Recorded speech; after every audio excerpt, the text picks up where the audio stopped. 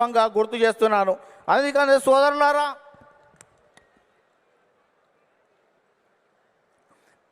బడుగు జనోద్ధరణ కోసం బాటలు వేశాం.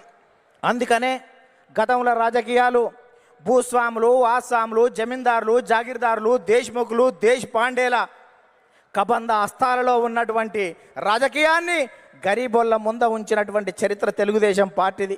కమ్మరి, కుమ్మరి, జాగలి, మంగలి, ఎరకలి, మాల, మాదిగ, వడ్డెర, బలిజ, లంబాడ, కోయ, ముదిరాజ, పెరిక, మేరు, కాపు, వైశ్య, యాదవ నేత, గీతా, కార్మిక, కర్షక, బడుగు బలహీన వర్గాల బిడ్డల చేతులకు ఈ రాజకీయ అవకాశాన్ని తీసుకొచ్చినటువంటి చరిత్ర తెలుగుదేశం పార్టీదని సందర్భంగా గుర్తు చేస్తున్నా. అందుకనే స్వర్గీయ నందమూరి తారక రామారావు గారు 2 రూపాయల కిలో బియ్యం పెట్టాడు.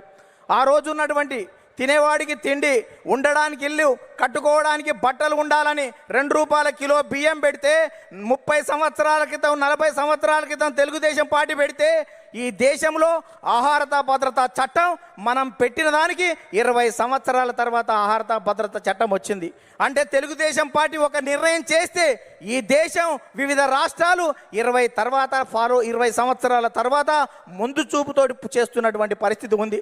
మనం మహిళలకు ఆస్తి హక్కు 30 సంవత్సరాల క్రితం ఇస్తే భారత పార్లమెంటులో మనం నిబంధన పెట్టిన తర్వాత 15-20 సంవత్సరాల తర్వాత కూడా భారత పార్లమెంట్లో పెట్టేటువంటి పరిస్థితి ఉంది. అందుకనే ఈ దేశంలో ప్రతి చట్టం కూడా తెలుగుదేశం పార్టీ ముందు చూపుతోటి విజన్ 20 తోటి ముందుకు పోతున్నటువంటి పరిస్థితి ఉంది. అందుకనే స్వర్గీయ నందమూరి తారక రామారావు గారు తర్వాత మన ప్రియతమ నేత నారా చంద్రబాబు నాయుడు గారు అధికారులకు వచ్చిన తర్వాత రామన్న రూపుదిద్దినటువంటి ఈ పార్టీని చంద్రన్న తీర్చిదిద్దాడు.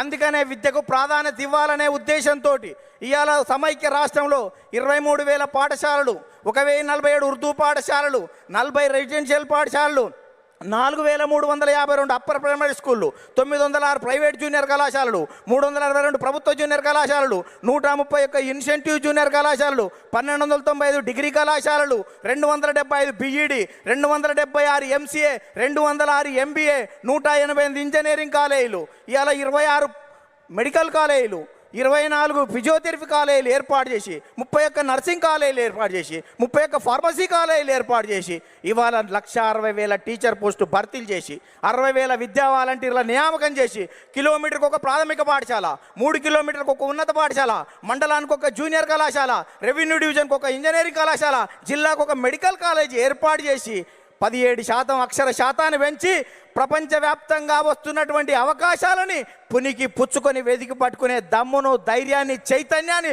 స్ఫూర్తి ఇచ్చినటువంటి చరిత్ర మన నారా చంద్రబాబు నాయుడు గారు దాన్ని సందర్భంగా గుర్తు చేస్తున్నా. అందుకనే